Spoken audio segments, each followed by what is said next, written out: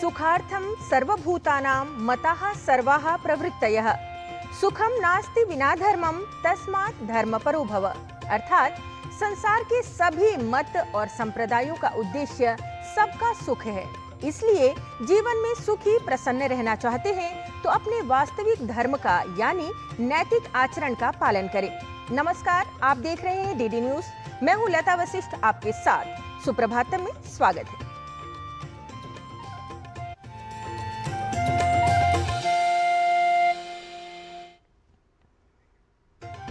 सनातन वो संस्कृति है जो हमें समस्त सृष्टि के कल्याण के लिए जीवन जीना सिखाती है। वसुधैव कुटुंबकम इत्यादि अनेक सूक्तों के माध्यम से पूरी पृथ्वी को परिवार मानकर व्यवहार करना सिखाती है। सनातन संस्कृति हमें अपने मूल से, अपने संस्कारों से और अपनी आत्मा से जोड़ती है। हमें याद दिलाती है कि असली शक्ति बाहर नहीं बल्कि हमारे अंदर होती है। इसलिए समय के साथ अपनी शक्तियों को पहचानें और उसके अनुसार ही अपने कार्यों को विभाजित करें। चलिए देख लेते हैं आज का पंचांग। आज का पंचांग योगाब्द 5128, विक्रम संवत 2083, शक संवत 1948, उत्तरायण, वैशाख मास, शुक्ल पक्ष, अष्टमी तिथि, शुक्रवार, पुष्य नक्षत्र। आज का दिन सभी के लिए मंगलमय हो। विक्लवो वीर्यहीनो यः स दैवमनुवर्तते, वीराः संभावितात्मानो न दैवम पर्युपासते। वीर, साहसी और आत्मविश्वासी व्यक्ति भाग्य का सहारा लेकर नहीं बैठते हैं बल्कि अपनी मेहनत पर विश्वास रखते हैं।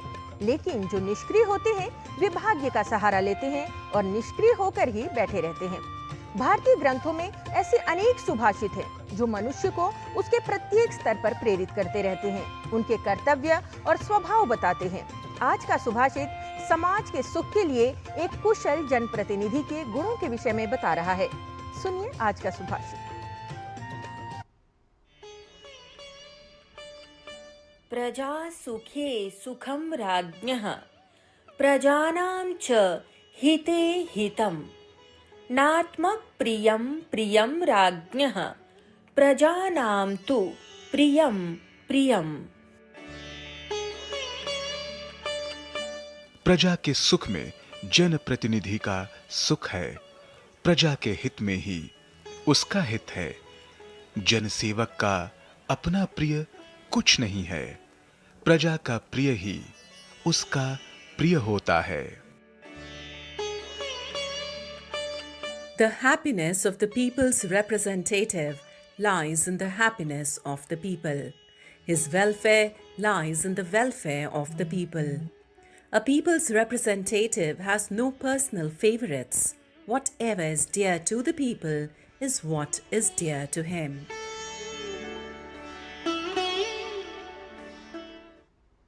और सुभाषित के बाद अब बात करेंगे भारतीय ज्ञान परंपरा की।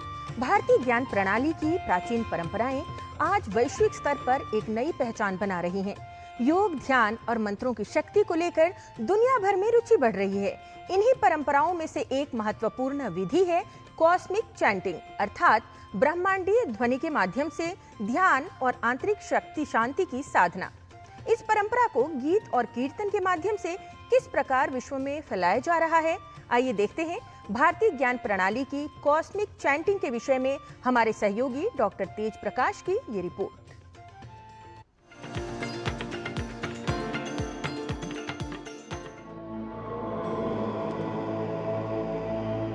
भारतीय ज्ञान परंपरा में नाद ब्रह्म की अवधारणा हजारों वर्षों पुरानी है। इस सिद्धांत के अनुसार संपूर्ण ब्रह्मांड ध्वनि और कंपन से बना हुआ है। ऋषियों ने मंत्रों और ध्वनि की शक्ति के माध्यम से चेतना को विकसित करने की विधियां विकसित की। इन्हीं विधियों में से एक है कॉस्मिक चैंटिंग। 100 वर्ष पहले योगी कथामृत के लेखक परमहंस योगानंद जी ने अमेरिका के न्यूयॉर्क में अद्भुत कॉस्मिक चैंटिंग के रूप में पश्चिमी जगत को भक्तिमय कीर्तन से परिचित कराया था। तब ओ गॉड ब्यूटीफुल के कीर्तन में हजारों लोग सम्मिलित हुए थे। परमहंस योगानंद जी ने योगदा सत्संग सोसाइटी ऑफ इंडिया की स्थापना की, करीब 100 साल हो गए उसको, और उसके माध्यम से उन्होंने योग का परिचय करवाया सबको, पाश्चात्य जगत को भी और भारत को भी। आज योगदा सत्संग संस्थान उनकी परंपरा को संरक्षित और प्रसारित करने में महत्वपूर्ण भूमिका निभा रहा है। स्वामी जी ने कॉस्मिक चैंटिंग को आधुनिक जीवन के लिए सरल और उपयोगी बनाया। इसको ध्यान, भक्ति गीत और कीर्तन के रूप में सबके लिए सुलभ किया है। वस्तुतः आत्मशक्ति से परिपूर्ण संगीत ही वास्तविक विश्वव्यापी संगीत है, जो सभी हृदयों द्वारा सहजता से समझा जा सकता है। वैज्ञानिक कहते हैं, न्यूरोप्लास्टिसिटी के बारे में बात करते हैं। तो न्यूरोप्लास्टिसिटी का मतलब है कि हमारा मन परिवर्तित होने की उसमें सामर्थ्य है, परिवर्तन हो सकता है। तो इसी तरह से योग करने से हम अपने युवा वर्ग जो हैं वो तनाव से मुक्त हो सकते हैं, अपनी आदतों से मुक्ति प्राप्त कर सकते हैं। जो आदतों के चिन्ह हैं वो हमारे मस्तिष्क में किसी तरह से बन जाते हैं, और ये चिन्ह जब हम ध्यान करते हैं तो धीरे धीरे वो डिसॉल्व हो जाएंगे वो चिन्ह। कॉस्मिक चैंटिंग केवल भजन और गीत नहीं है, अपितु यह चेतना को जागृत करने की प्रक्रिया है। यह मन को शांत करती है और ध्यान के लिए अनुकूल वातावरण बनाती है। आज की तेज और तनावपूर्ण जीवन शैली में योगदा संस्थान में सिखाई जाने वाली कॉस्मिक चैंटिंग युवाओं के बीच लोकप्रिय हो रही है। गीत जो है एक अफर्मेशन की तरह काम करता है। जब हम बहुत तेज़ बोलते हैं, इसको तेज़ तेज़ बोलते हैं, फिर इसको फुसफुसाहट में बोलते हैं, फिर मानसिक रूप से इसका हम अभ्यास करते हैं। तो इस 3 तरह से ये हमारे चेतन, अवचेतन और अतिचेतन मन को भी प्रभावित करता है। तो इस तरह से हमारे अंदर एक गहरा चला जाएगा, तीनों मन पे ये प्रभाव डालेगा, और इस तरह से हमारा जीवन में परिवर्तन आएगा। यहाँ ध्यान और आध्यात्मिक कार्यक्रमों में बड़ी संख्या में लोग भाग ले रहे हैं। यहाँ आने वाले साधकों का कहना है कि कॉस्मिक चैंटिंग मानसिक स्वास्थ्य और भावनात्मक संतुलन के लिए उपयोगी सिद्ध हो रही है। अगर आप आध्यात्मिक प्रयास कर रहे हैं तो आपके जीवन के और बाकी सारे डिपार्टमेंट में इम्प्रूवमेंट आएगा, सुधार आएगा। कैसे? आप कामली एक्टिव होना सीखेंगे, एक्टिवली काम रहना सीखेंगे। आप ज़्यादा से आप अपनी क्षमताओं को बढ़ा सकते हैं। ध्वनि तरंगों का मस्तिष्क पर सकारात्मक प्रभाव पड़ता है। भारतीय ज्ञान प्रणाली की यह ध्वनि आधारित विधि आधुनिक विज्ञान और आध्यात्मिकता के बीच एक सेतु का कार्य कर रही है। कॉस्मिक चैंटिंग से मन बहुत शांत हो जाता है, ध्यान करना आसान हो जाता है, सकारात्मक ऊर्जा का अनुभव होता है। योगदा संस्थान के 100 वर्षों की यह विरासत आज भी लाखों लोगों को प्रेरित कर रही है। तेज प्रकाश, डीडी न्यूज।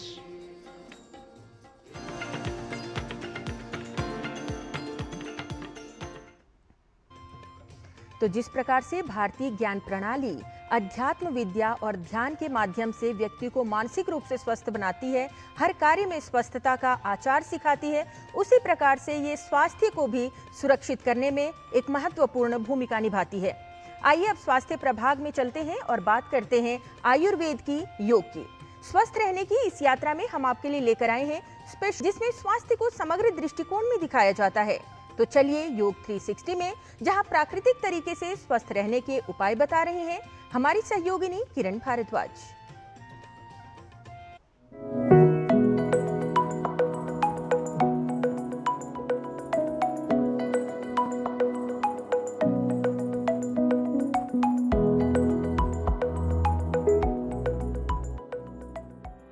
योग 360 में आपका स्वागत है। मैं हूं किरण भारद्वाज। बच्चों से लेकर बड़ों तक सभी बनेंगे हेल्दी विद योग 360। हड्डियां कमजोर हैं और लाइफ में हीरो बनना चाहते हैं? ऐसा नहीं चलेगा। स्ट्रॉन्ग बॉडी चाहिए तो उसके लिए हड्डियां भी मजबूत होनी चाहिए। आज हम बात करेंगे बॉडी की रियल बैकबोन यानी बोन हेल्थ की।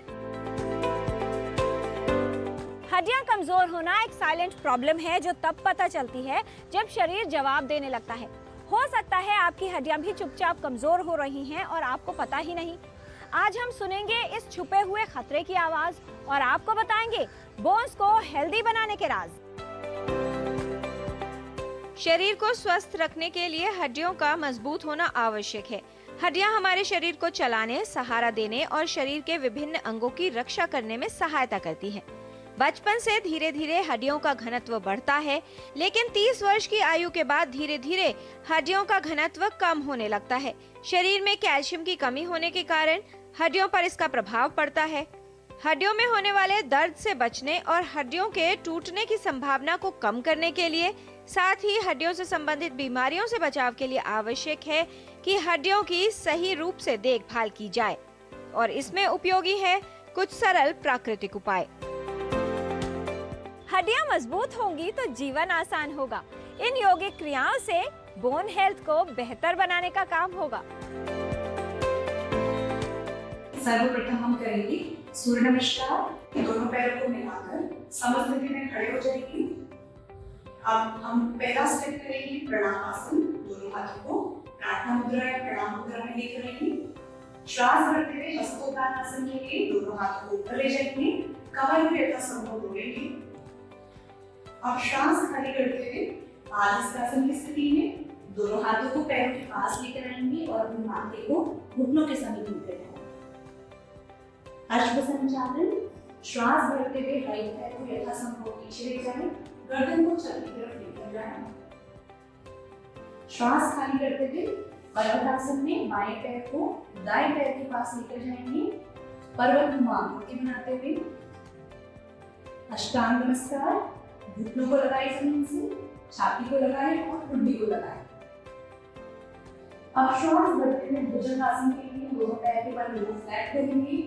श्वास भरते हुए अपनी गर्दन और छाती पर ऊपर शरीर को बढ़ाएं।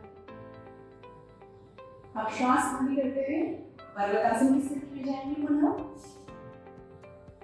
श्वास भरते हुए अपनी बाएं पैर को आगे लेकर आए, गर्दन को छत ले। श्वास खाली करते हुए आलस्यासन। घुटनों को सीधा रखिए, माथे को घुटने के समीप।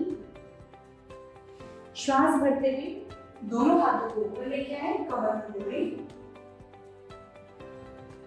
और श्वास खाली करते हुए प्रणाम आसन। दोनों हाथों को नीचे लेकर आ जाएं। वीकनेस आउट, स्ट्रेंथ इन, यही है हेल्दी ट्रेंड। आइए जानते हैं कि कौन सा फूड है आपकी बोन्स के लिए बेस्ट फ्रेंड।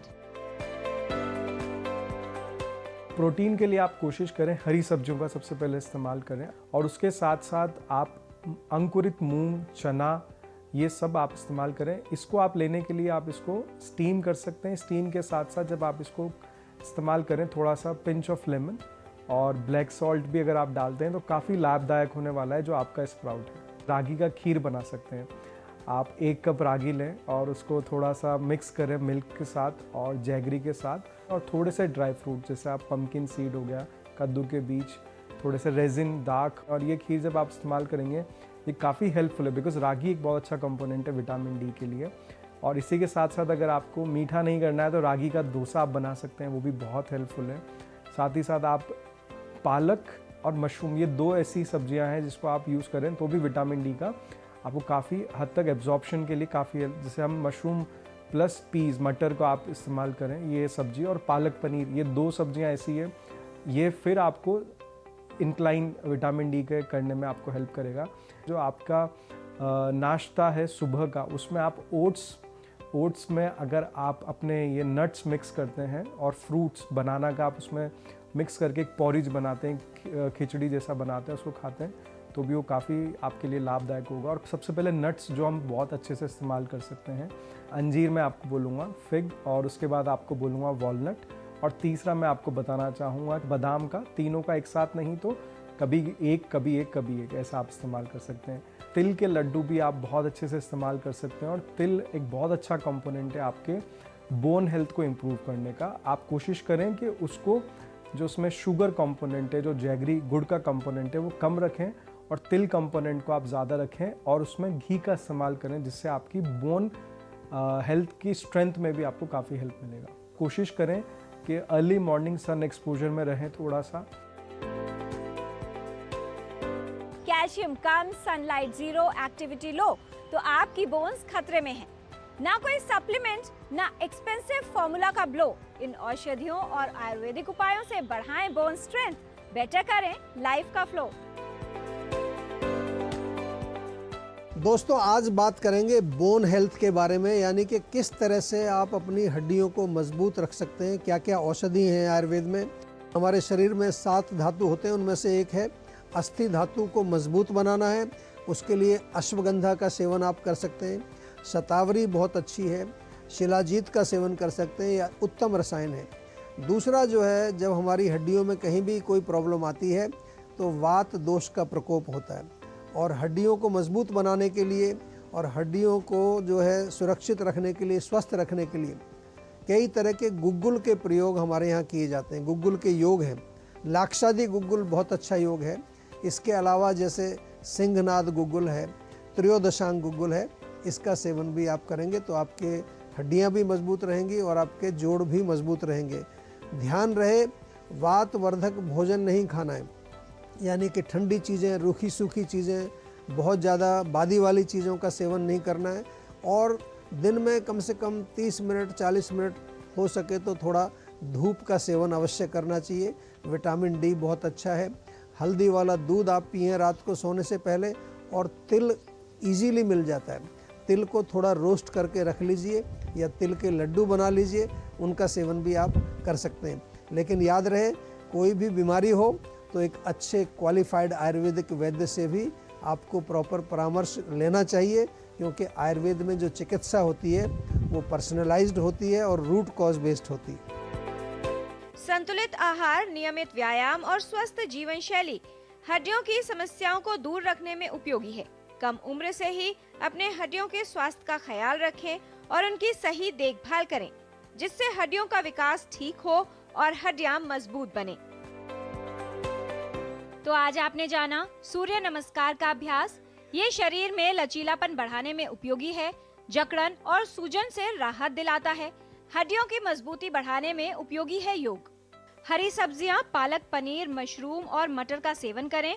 अंकुरित मूंग व चना स्टीम करके नींबू व काला नमक डालकर खाएं। ओट्स, रागी की खीर या रागी डोसा खा सकते हैं। ड्राई फ्रूट्स का सेवन उपयोगी है। तिल के लड्डू खाना लाभकारी है। अश्वगंधा, शतावरी, शिलाजीत का सेवन करें। लाक्षादी गुग्गुल, सिंहनाद गुग्गुल, त्रयोदशांग गुग्गुल का सेवन उपयोगी है। ठंडा, बासी व वातवर्धक भोजन न खाएं। दिन में 30 से 40 मिनट धूप में अवश्य बैठें। सिडेंट्री अनहेल्दी हैबिट्स को करें रिजेक्ट, हेल्दी लाइफस्टाइल को करें सिलेक्ट, वीकनेस को करें दूर, स्ट्रेंथ को करें इनवाइट। हेल्दी बोन्स से ही मिलेगी fit and active life. Health संबंधित जानकारी हम आप तक ऐसे ही लाते रहेंगे, आपको हेल्दी बनाते रहेंगे। बच्चों से लेकर बड़ों तक सभी बनेंगे हेल्दी विद योग 360।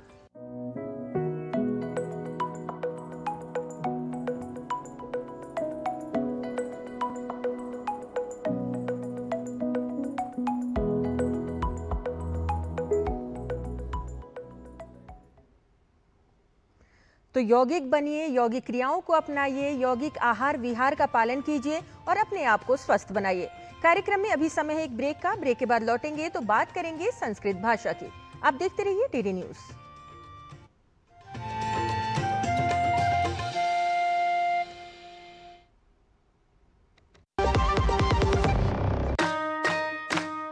थिक थिक है, स्मूद स्मूद है, कौन सा है ये दही? जितना टेस्टी है उतना हेल्दी है, सब कहे यही सही दही। ऐसे ही खाया या डिश पकाया, जो भी बनाया उसको पचाया, सबसे बेस्ट ये दही। हेल्दी, टेस्टी और थिक दही, अमूल मस्ती दही, हर घर में घुल जाए, हर दिल में जम जाए, सबसे बेस्ट ये दही।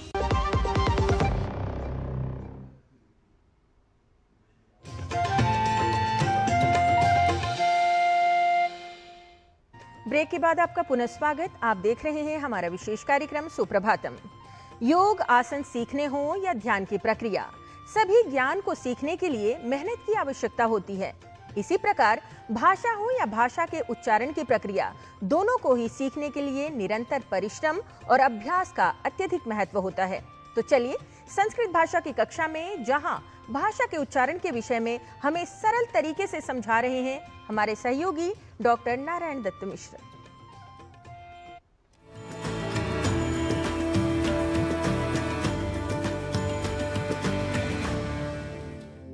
नमो नमः संस्कृतानुरागिभ्यः।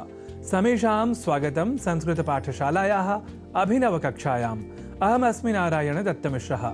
संस्कृत पाठशाला की कक्षाओं द्वारा अब तक आप संस्कृतानुरागियों ने विशेष रूप से जाना है साधारण शब्दों की शुद्धता और अशुद्धता के क्रम को। पर आज हम बात करेंगे एक क्रियार्थक शब्द की, जिसे हम संस्कृत में धातुपद भी कहा करते हैं। एक धातुपद या क्रियापरक शब्द है जयति, जिसे हम साधारणतः जयते इस रूप में अधिक लिखा पाते हैं। और इसी रूप से प्रभावित होकर हम में से कई जो सामान्य रूप से संस्कृत के जयते शब्द से परिचित नहीं होते, या हम कहें जयति इस शब्द से भी जो परिचित नहीं होते, वे जयते यह प्रचलित रूप भी जयति के स्थान पर बोल जाया करते हैं। देखिए, संस्कृत के साधारण रूप से दो स्वरूप हैं जिसे हम और आप इन दिनों संस्कृत पाठशाला के माध्यम से सीख रहे हैं। वह लौकिक या सांप्रतिक संस्कृत है, जबकि लौकिक या सांप्रतिक संस्कृत से भी पहले वैदिक संस्कृत का प्रयोग हुआ करता था। अब वैदिक संस्कृत से लोग सर्वथा अपरिचित हैं, हम ऐसा भी नहीं कह सकते। बस व्यवहार की भाषा अब वैदिक संस्कृत स्वरूप नहीं, अपितु लौकिक, सांप्रतिक या आधुनिक संस्कृत है, यह अवश्य कह सकते हैं। इस लौकिक या आधुनिक संस्कृत का व्याकरण वैदिक व्याकरण से बस थोड़ी ही भिन्नता रखता है, यह हमें ध्यान में रखना चाहिए। तो यह सब जानकर अब लौटते हैं पुनः जयति और जयते के प्रयोग के प्रश्न पर। देखिए, हम सभी ने सत्यमेव जयते इस प्रसिद्ध वचन को पढ़ा और सुना ही है, पर यहाँ प्रश्न यह है कि जयते का प्रयोग शुद्ध है या जयति का, जिसका उत्तर यही है कि जयते यह क्रिया रूप या धातुपद वैदिक साहित्य में प्रयुक्त है और वैदिक व्याकरण सम्मत है। अतः सत्यमेव जयते इस दृष्टि से सर्वथा शुद्ध ही है। पर लौकिक संस्कृत साहित्य या आधुनिक संस्कृत व्याकरण के निकष पर या कसौटी पर जयते इस पद को रखें तो यह अवश्य ही अशुद्ध कहा जाएगा। कहने का अर्थ यह कि यदि सत्यमेव जयते वैदिक उद्धरण न होता और तब हम ऐसा अर्थात जयते के साथ प्रयोग करते, तब यह सर्वथा अशुद्ध प्रयोग की श्रेणी में चला जाता। कुल मिलाकर तथ्य यह कि वैदिक वाङ्मय में प्रयुक्त और वहां से उद्धृत सत्यमेव जयते को साधारण रूप से अशुद्ध नहीं कहा जा सकता।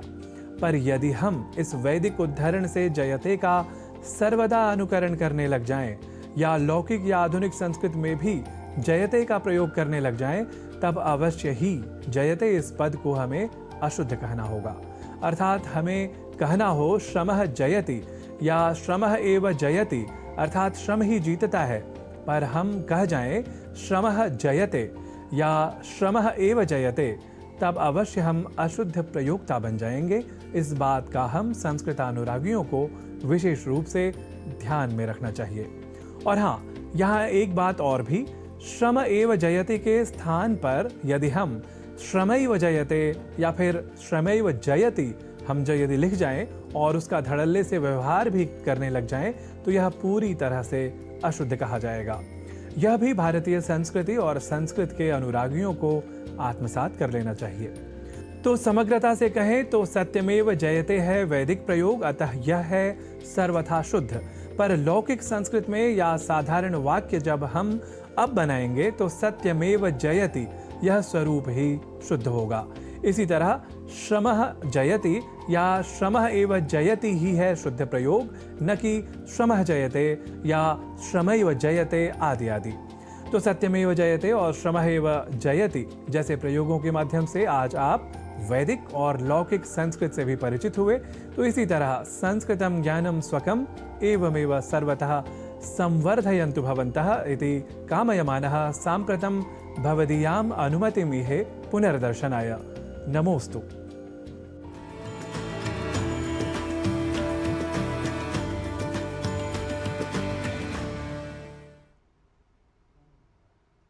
जब हम भारतीय संस्कृति की बात करते हैं तो सबसे पहले संस्कार के विचार आते हैं। ऐसे संस्कार के विचार जो घर से प्रारंभ होते हैं और जीवन के प्रत्येक स्तर पर मनुष्य को संगठित होकर सफलता प्राप्त करने के लिए तैयार करते हैं।